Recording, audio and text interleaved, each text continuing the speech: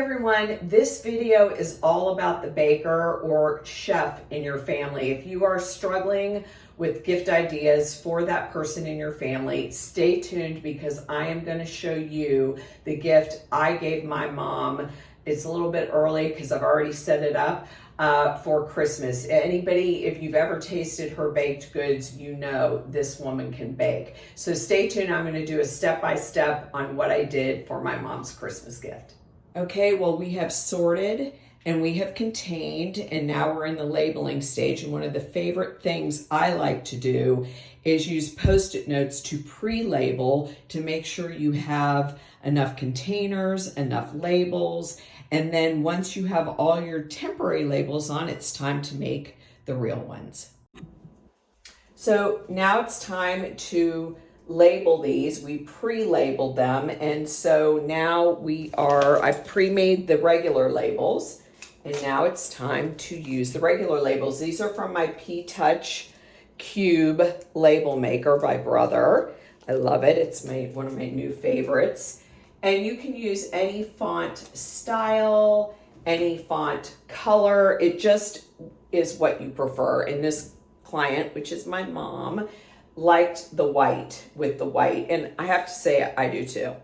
Another trick that I like to use with dry goods, they all have expiration dates, and so what I like to do is cut the expiration date off of the bag and take it, and with some tape just put it on the bottom, and that way you'll know when you get to the end of this when it expires, so you can either throw out the rest, or if it's starting to go bad, or if you just want to put a whole brand new bag in. Everything you see here was bought online, which was nice and convenient. And I'm going to start off with this shelf. We did a 3-tier shelving system. It's expandable, but right now this is all we needed it to expand, and it's for all her everyday baking items that she uses when she's baking. We had the shelf also for her crock, which I got that at Walmart, and her baking cups, and keeping her wooden spoons for mixing. I really love these hooks that came separate, but they're great because they keep her aprons as well as her towels that she can just grab.